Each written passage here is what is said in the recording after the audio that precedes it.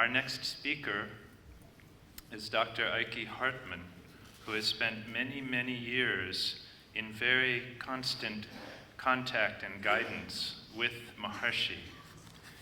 And Dr. Eike Hartmann, he has been, since as long as I can remember, always with Maharshi, working on something at the beginning was we didn't know really what it was, but now everyone knows, even in the world, everywhere, what is Vastu Vidya. And Maharshi, with Dr. Eike Hartmann, collaborated with leading Vedic experts in Vastu Shastras, the Stapatis of Vedbhumi Bharat, in research and development in the field of Vedic architecture. And they have reestablished the purity of Vedic architecture, the fundamental principles of Vastu Vidya.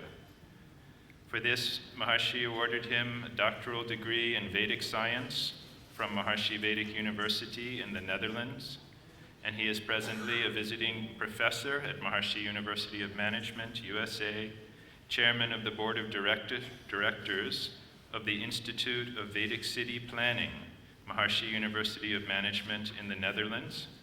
And they have printed what is probably the only book in the world, perhaps ever, a book on Vedic city planning. So it's not just some one house, but the entire villages, the entire communities, entire cities planned according to Vastu Vidya. He is also the chief executive officer of the Fortune Creating Homes, a company in the Netherlands. And he is the minister, Maharaj Adhiraj Rajaram's Minister of Vedic Architecture for the global country of world peace. Please welcome Dr. Eike Hartmann.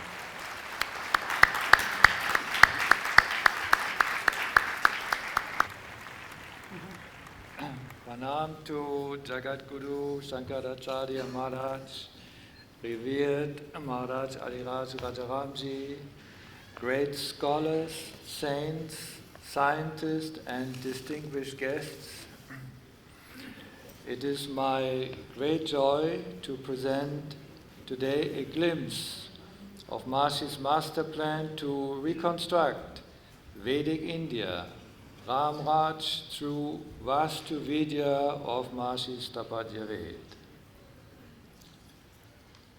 Having traveled around the world so many times, Maharshi had seen how people were living in random villages and congested cities, and he came to the conclusion that life on earth had never been planned properly. Working with eminent Stapatis from India and looking deep into the Vedas, he found that Vastu is a great power in nature. It is that power of natural law which balances the individual structure with the cosmic structure, and he concluded that Stapatya Ved is the most ancient and supreme system of architecture and planning in harmony with natural law, taking into account the influences of sun, moon, planets and stars with reference to the earth, thereby connecting individual life with cosmic life, individual intelligence with cosmic intelligence. In addition, the knowledge of building according to Vastu principles is validated by the discoveries of Professor Tony Neda Maharaj Adhiraj Rajaramji that the field of consciousness structures the human body as well as the galactic universe, or in Vedic terminology, Yatha Pinde Tata Brahmande. The physiology is consciousness and has two aspects, individual and cosmic. It is exactly the same with housing. A building also has two aspects to it, individual and cosmic. Maharshi says, because the individual is cosmic, everything about individual life should be in full harmony with cosmic life. Vastu Vidya of Sthapatya Ved gives dimensions, formulas, and orientation to the buildings that will provide cosmic harmony and support to the individual for his peace, prosperity, and good health, daily life in harmony with natural law. Maharishi then, in 1988, formulated his master plan for the reconstruction of the whole world, but he aimed it specifically at India to bring back Vedic civilization, Ram Raj to Ved Bhumi Bharat. The reconstruction of Vedic India has to start from its center point. According to the Vastu Shastras, the Rajdhani, the capital of the nation, should be located in its center, the Brahmastan of the country, calculated to be in Madhya Pradesh, Sihora Tahsil, Karondi village. It would have two aspects: the Daivik capital maintained by the Vedic Pandits and the Bautic capital for national administration. As this capital is built according to natural law, it will provide that coherent evolutionary quality in which every decision of the government will be in favor of the evolution of every individual and of national life as a whole.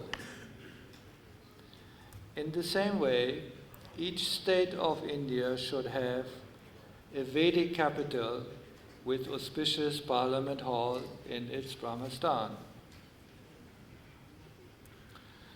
Now, city planning is a great responsibility of the government. It should only be given to those who have full knowledge of natural law. When the city is designed with roads aligned to east-west and north-south, automatically lots are created with cardinal orientation. Thus, it is possible to orient houses facing east or north, avoiding inauspicious southern and western entrances. Modern architecture and city planning does not have this knowledge of proper orientation. Buildings are facing randomly any direction, causing subtle violations of natural law. These violations accumulate day after day, week after week, and produce a cloud of social stress hovering over the city, so that nobody is really happy, healthy, or successful in these cities. As it says, violation of natural law is a criminal offense, and ignorance of law is no excuse. Any existing city or town can, in a systematic and practical manner, be reconstructed in, let's say, 4 stages. Phase 1 aims at controlling the expansion and zoning of the city by establishing a master plan with parallel roads in east-west and north-south directions. Phase 2 marks the beginning of the construction of peace colonies and satellite towns around the city, free from pollution, noise, and stress, set in landscape gardens with Vedic organic agriculture. Phase 3 is starting to demolish the congested city center, replacing it with a beautiful garden, Brahmastan, a central park with a religious or Vedic cultural center. And Phase 4 shows the final stage of the revitalized city, which will be anciently designed according to Vastu, using the same system of Vedic city planning as described in the Ramayana for the ancient and eternal city of Ayodhya. But in this case, the city would be most modernly equipped with state-of-the-art green infrastructure, sustainable technologies, and advanced communication and transportation system, quite congruent with the current government's plan of building and updating the 100 smart cities around the country. When implementing the master plan to create Vedic India, first of all, proper Vastu buildings are needed to house the coherent creating groups of Vedic Pandits. They are the engine to re-establish Vedic civilization. Therefore, it is important to complete the existing facilities for 16,000 Vedic Pandits in the Brahmastan of India itself. Then build 48 Brahmanan Saraswati Nagars, each associated with one of the 12 Jyotirlingas, for 1,500 Pandits each, with rows of temples and yagya mandaps in front and residential buildings behind. And build smaller versions of this for 150 Pandits in each of the 676 districts, as well as Vanaprastha and Sannyasin ashrams, and provide for groups of Vedic Pandits in the 52 Shaktipeeth and the 21 Vishnupeeth, the Ashtavinyayak, the 3 Surya temples, as well as for Lakshandi, Vindhyavasini, and Somayagyas. Simultaneously, build ideal educational facilities conducive to the optimum brain functioning of the students, with at least one Vedic university for 100,000 students in each state, and Vedic colleges with meditation and yogic flying halls for 1,000 students in each district, and Vedic schools for 300 to 500 students in each of the 5,500 blocks, and build Ayurvedic colleges, hospitals, and health centers in the midst of Vad-Pit Kaf pacifying gardens, with at least one Vedic medical college in each of the 50 main cities, and Vedic health centers in the 300 medium cities,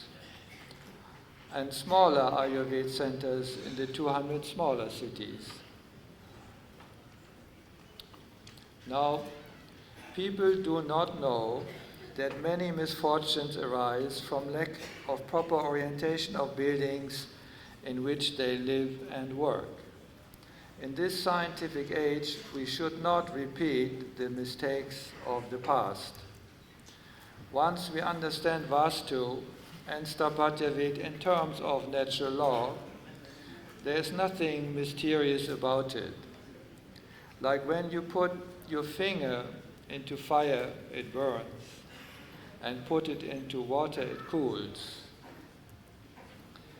The strongest influence of natural law on earth comes from the sun. On its path from sunrise to sunset, the sun generates different energies. When it rises in the east, the total holistic life-supporting influence of natural law is blessing the home. The west, however, is the direction of the setting sun. There the energy and vitality of the day is sinking, which is causing all kinds of lack of affluence, lack of creativity, and even lack of health. Recent discoveries in neuroscience reveal that our brain is highly sensitive to orientation, position, and direction in space. Research has shown that the firing patterns of neurons in the thalamus of the brain are altered by the direction one is facing.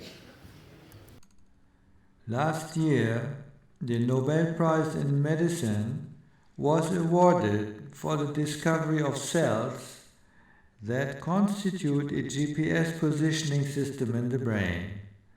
There are grid patterns inside the head which generate a coordinate system and allow for precise positioning and path finding, similar to the grid of a city map. Vedic architecture is the only science in the world that has the knowledge of the quality of different directions. This chart shows that from 8 possible directions, only 2, east and north, are really auspicious and recommended for all.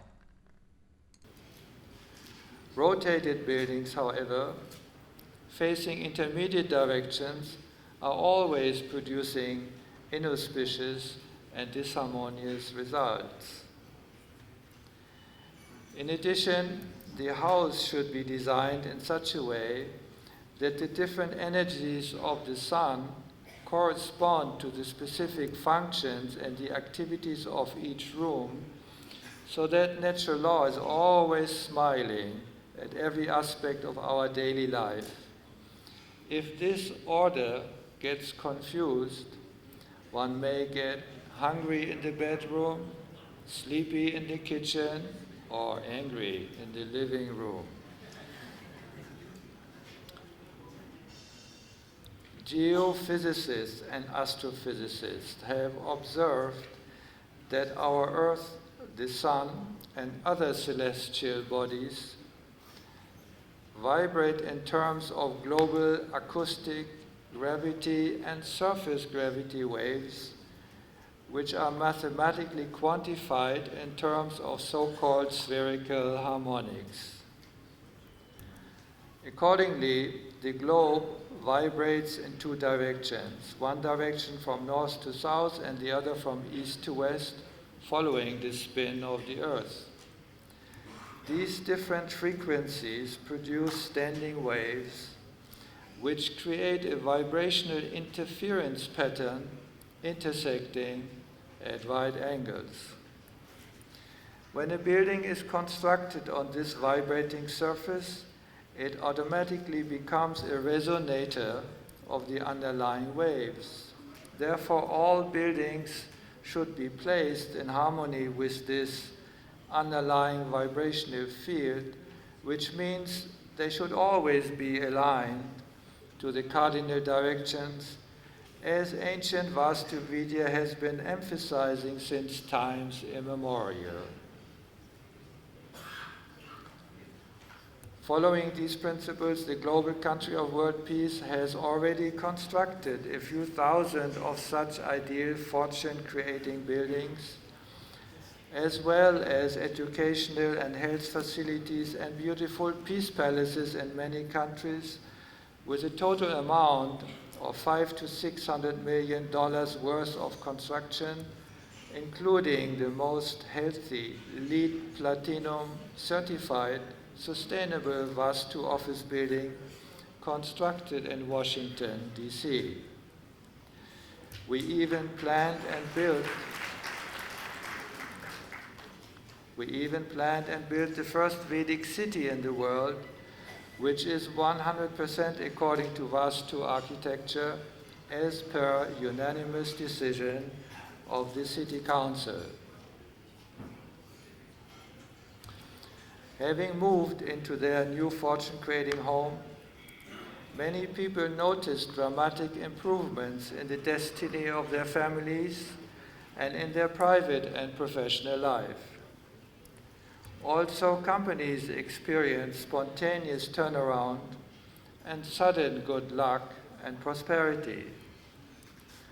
For instance, reports have come that a great forest fire with 6-meter-high flames, which was consuming all buildings in the area, surprisingly split in front of the Vastu home and moved around the compound without even burning the wooden fence posts. We got similar reports with regards to flooding, hurricanes, and cyclones, which in each case did not dare to touch the Vastu buildings. This phenomenon is now commonly called the Vast-Sheer Defect. Scientists compare it to the Meissner effect of quantum physics, which shows that the disturbing influence of a magnetic field is penetrating an ordinary conductor, indicated here on the left, but flowing around and not harming a coherently structured superconductor, shown on the right. Similarly, an orderly Vastu city could be compared to the coherent structure of a superconductor, in striking contrast to the random chaotic layout of an ordinary city which has no defense to outer destructive influences. This Vast-Sheer Defect seems to be providing an invincible armor, a Vastu Kavacham, to the fortunate inhabitants of a Vedic city, potentially eliminating up to 60% of all social problems and conflicts. Therefore, it would be really a good idea for the government to apply Vastu principles to urban design and planning in general. There are a number of sociological studies which show that buildings with inauspicious southern entrances are more affected by violence and crime, and that people living in ideal fortune-creating Vastu homes experience greater well-being, more energy and efficiency, and greater happiness and mental clarity. The conclusion is that the power of thought, as well as the healthy functioning of the entire physiology, depend upon the direction one is facing, and that one's sense of direction gets confused in daily life when one is living in a building which is not built according to Maharishi Vastu architecture, resulting in all kinds of physiological, psychological, and behavioral imbalances. Maharishi said that when a nation utilizes the Vedic science of architecture and city planning in accord with natural law to structure buildings and cities that maximize happiness, health, and fortune, the government will be delighted to see that a peaceful, problem-free, disease-free character is rising in the whole country.